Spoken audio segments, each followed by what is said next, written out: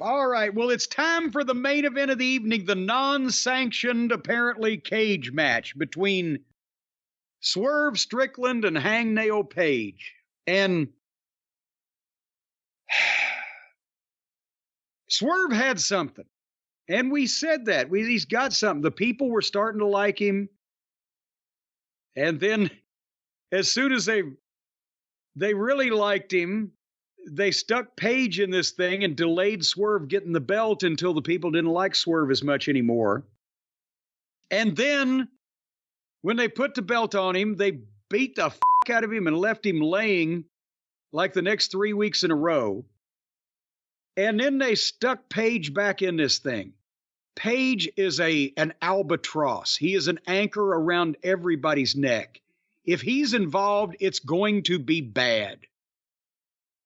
So now this is our main event.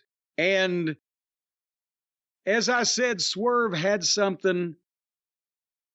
Then, because they dropped the ball on it, he switched him heel again. He had something. You know what he didn't have? He didn't have anyone producing him. Well, that's true. And he also apparently didn't have a homeowner's insurance. Or elsewise, I might have set fire to that fucking junk heap myself and collected the money. Well, he just bought it. He just bought the house. Well, the point is, even if he had just bought it, he could have probably come out ahead. You know, especially the yard looked like it needed a lot of work. But anyways, Swerve, he had something. The people were liking him. They waited too long to put the belt on him. They stuck Page in there to muddy things up. Then they switched Swerve heel again because they've dropped the ball on him being a babyface. But then he's against other people that are just as big, if not bigger, heels than he is. So who the fuck knows what's going on? And we get here to this thing where Swerve has purchased the home that he grew up in with his big new contract money. And Page has burned it down on live television. And of course, everybody, not only you could tell it was special effects, but you can't really burn a fucking house down on live TV if you mean it and get away with it. You'd be in prison. So this is garbage from the start that they're involving their top guys in, which is why nobody takes their top guys seriously, because they're always doing phony shit and saying stupid things. So anyway, apparently now we know that Swerve is as big of a fucking moron in real life as a person than the rest of these fucking outlaw trashes. Because if he wanted to outdo all the bad outlaw wrestling that's been on this program, he did. But that just showed us again that a guy that people were starting to like, Swerve Strickland. What do you fans think of him? Well, he's a fucking idiot. He's really fucking stupid. He's a goddamn goof, is what he is. That's what they now think, because they got to see it on live television. They didn't fool anybody with this shit, because it was both incredibly phony and ridiculously dangerous at the same time. And they don't understand that normal people, and even the normal wrestling fans, look at them and go, yeah, you two are on purpose stapling each other with a staple gun. How stupid are you? You people on purpose are cooperating to power bomb each other on cinder blocks in the middle of the ring. How fucking stupid are you? Nobody cares who wins or loses because nobody knows who they're supposed to root for, because nobody knows who the babyface is. There is really no wronged party because everybody's an asshole.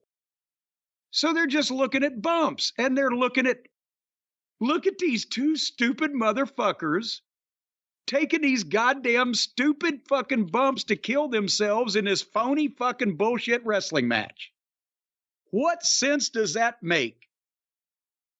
The art of wrestling is to simulate the violence and the aggression and the danger as much as possible and make it look dangerous and violent without actually being so.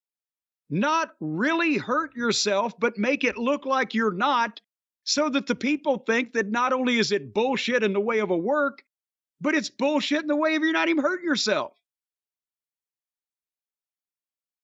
A guy gets power bombed back first on a cinder block and gets up. Remember what ended Rick Rude's wrestling career? How he collected on Lloyd's of London and all that stuff?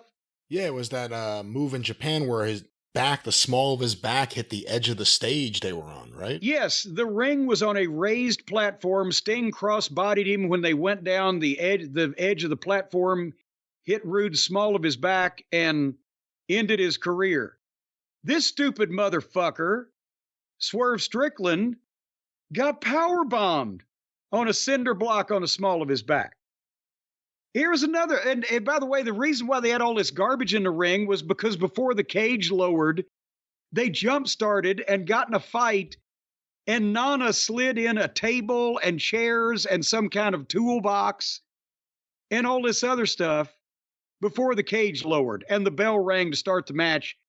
No disqualification, lazy. It's not lazy booking, no booking. Just let two idiots figure out what they want to do. So they pulled a staple gun out of the toolbox. Hangnail did, and starts stapling Swerve, and Swerve laughs at him and stands there and lets him do it. Okay, logically, number one, you couldn't beat anybody with a staple gun unless you used it like brass knuckles and hit them in the face with it. Right. Why wouldn't you use it like that? It's a metal thing. It would really hurt someone. Because these fucking never been fucked, virgin, neck-bearded, basement-dwelling, video game-playing, wrestling, indie outlaw fucking nerds think it's a show of toughness if you let somebody shoot you in the titty with a staple gun and laugh at them. No, it's an example of stupid. You're a stupid, stupid, stupid person is what you are. And normal people see that.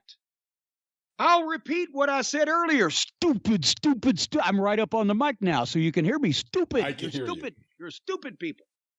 So then Swerve lets him staple him and then takes it away and staples Hangnail. And they're real staples because you can see them. So anyway, again, no, you can't beat anybody in a fight that way. And nobody in a real fight's going to stand there and let you staple them. Because they're not fucking idiots. They're wanting to kick the shit out of you. So then Swerve staples pictures of his family to Paige's face. And this right here and this kind of shit is why indie wrestling has killed the business. And the WWE may make money at it, but it's hard for anybody to take any of it seriously anymore after stupid shit. Why would you want to watch this? Why would you cheer for either the pitcher or the catcher in this situation? Or pitcher or hitter, I think would be. But I actually think this is one of the most unenjoyable matches I've ever seen. But it's just so it's the same thing as the thumbtacks. How are you going to win a fight? Or the Legos? It's because these fucking goofs, it would hurt if you stepped on that barefoot. What kind of fucking pussies are you? Jesus Christ. I'd rather see somebody attempt to murder somebody by suffocating them than staple them with a goddamn, because at least if you suffocate a motherfucker, he'll be out of your way. If you staple him with a staple gun, what's that going to do? And if a motherfucker staples me with a staple gun and I don't take a stick and beat his brains in, then I'm mad at myself. At one point, Tony Schiavone contributed by commentary by saying he burned down his house, and it was a nice house, too. The announcers were trying to sell the house burning with straight faces. Now, while all this is happening, it's important to note the crowd wasn't really making a lot of noise. Well, no, only on the various murders or when a new object was revealed. There was tons of silence in between, and then that carried over to the commentating, which was awful. When the crowd would go silent, sometimes they ran out. There were 4 of them there. They ran out of something to say. Yeah. And then, or they do the golf thing. We can't believe what we're seeing. And they both got color, Swerve and Page. And then the referee actually stopped Hangnail at one time from using a chair, and they booed the referee for stopping the heel from nominally bashing the brains in of the nominal babyface with the fucking chair. And then they did more chair shots. And then the cinder block thing. And Swerve got hit his double stomp finish on Page through a table, got a 2 count. Page got a spike of burnt wood from Swerve's house and stabbed him in the face with it about 5 times. Yeah, what the hell was that? All of a sudden I'm watching and he pulls that out and they go, that's from the house.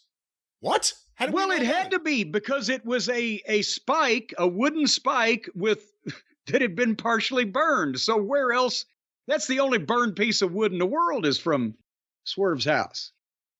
This is so lame. And when the power bomb on the cinder block came, I said they both deserve career-ending injuries. Because why? Why would you do? Almost impossible to tolerate watching this, both ridiculously phony and really dangerous at the same time. Hangnail gave Swerve a power bomb off the top rope, followed by a dead eye for a 2 count. Page hit Swerve with more chair shots. Swerve started laughing at him. And then Page got him down and pulled Swerve's false teeth out. Apparently, I thought he had gotten gold crowns. Because whenever he smiles, he's got the gold teeth, right? They're fake fucking teeth.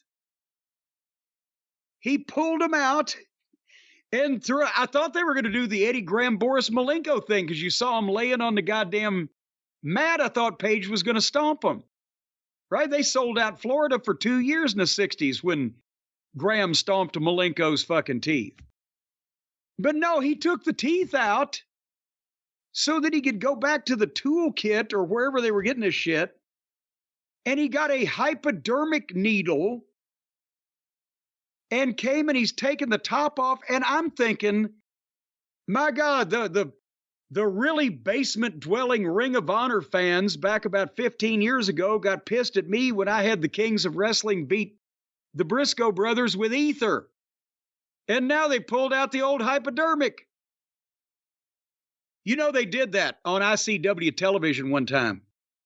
The Jarretts used to hold that up as an example of when they really knew that the other guys were probably going to go out of business. It was the heel hypodermic, the fucking babyface unconscious. But anyway, he didn't stick the hypodermic needle in his vein or in his arm because it didn't have anything in it. They couldn't even come up with goddamn propofol and shoot him up with they just took the hypodermic needle and Page grabbed Swerve's face and stuck it in his mouth into his cheek from the inside of his mouth out. And then there is Swerve on his knees. He let him go and he's on his knees and he's got his eyes wide open and they got a close-up of him and he's got the goddamn hypodermic needle in his mouth sticking in his cheek and he's not trying to pull it out. And then Page takes a chair and hammers him over and they missed the chair shot with the camera. They went wide and it was in the cage. You couldn't even see what he did. But he fucking horse collars him with the chair over the top of the head. That's why I said I believe they may have loosened up the screws on the seat so it would flop back and forth easier, but it's still a fucking chair. And boom, his head goes through the chair and the referee calls for the bell. Winner by knockout. There have been people in these goddamn cage matches in this company that would be down selling for 2 fucking minutes. But this guy gets hit over the head with a chair and the referee, oh, fuck it. But he did have a needle sticking in his face. What the fuck? That was the finish. This kind of shit makes wrestling not only look phony and fake and stupid, but trashy and low class. It makes it look like it appeals to the same kind of people, like I said earlier, that like the fucking insane clown posse. It runs off advertisers. It potentially gets heat with TV partners. Every normal fucking wrestling fan is like, what the fuck? Yeah, see, there's the big thing. Even beyond everything else that's significant, TV partners, advertisers, I don't think this match is a turn on the fans. No. This match speaks to the smallest minority of fringe fans in wrestling, and this was one of the worst things I've ever seen. This is one of the worst matches I've ever seen in my entire life. This is like if you gave Ian Rotten $1 billion. Some trashy motherfucker that exists on the periphery of trailer parks and trying to run carny bullshit hardcore shows in roller rinks and skirt the law and the authorities and put himself on top and cut his head in front of people to show how tough he is when he's a big, fat, bulbous fucking sack of shit that looks like one of those things they used to pour sand in the ass of so they teeter-totter. Right? That's the kind of fucking people that run the garbage hardcore wrestling shows. The trash up in Jersey, whether it's Combat Zone or Garbage Championship Wrestling. These you see the owners of these companies, they should be on probation for something. They should be on a goddamn government list of some kind to keep an eye on them. Or the bloodborne diseases they're spreading around. They had a goddamn health advisory, remember a couple of years ago, here in Kentuckiana, over in Indiana with no regulation. They did another one of those fucking garbage hardcore shows. And the health department said, if you went to this thing, you might ought to get tested. Anybody, fans, get tested if you were at this place on this night. This is what AEW is going for, because that's the mentality. These fucking wrestlers that Tony's got on this roster, 90% of them have never been in a fucking real competition of anything. 95% of them never been in a fight with anybody. And they fantasize themselves as being these tough guys because they're willing to either do shit to themselves or let another motherfucker do it. That's not tough. That's stupid if you're not doing it to make money. If you're doing it so you can brag to marks who don't know any better, well, I go to Japan. That used to be Ian Rotten would fucking buy tickets to the matches at the Gardens when the Memphis office was still running with gig marks on his arms and sit in the cheap seats and tell the fans that he wrestled in Japan because that's where it was real. And all that stuff was fake. They have a desperate need to want to be someone. They can't be happy with just being a normal fucking person. You know what? If I'd have never been on wrestling goddamn television, I would be perfectly happy sitting here right now reading a fucking book. I don't need anybody to know that I'm around anymore. I just happen to do it to make money. Lots of money, actually. But they've got, I'm somebody, look at me. I cut my head. I had a needle stuck in my face. Look how tough I am. Fuck you, I've known tough people. You ain't tough people, especially Paige. Swerve Mike can go a little bit. Paige is a goddamn big pussy. He is a gaping, giant vagina. Frothing? Frothing. Actually, no, he'd probably dry because he wouldn't even be pleasurable. But this is ridiculous. It's ridiculous, and it keeps the whole company from actually succeeding instead of being funded by a billionaire as a fucking toy. And you say it's like Ian Rotten or any of these guys got $1 million. It's like they got $1 million and then we're told, take your time. Because this took forever. This was draining. This was a never-ending match that left you really feeling unfulfilled in the end. And hey, I said I'm not going to take sides in JR and Stephen P. New, but to take a mark's money to impart Jim Ross's credibility to this horseshit is a shame. And I think he's JR has an incredible work ethic, and he's got to be employed until he dies, even though he's got more money in the federal government. But goddamn, he should have walked out on this shit a long time ago, because it drags him down. It's embarrassing for him to be a part of this at this point. At this point, he shows up once every 6 months.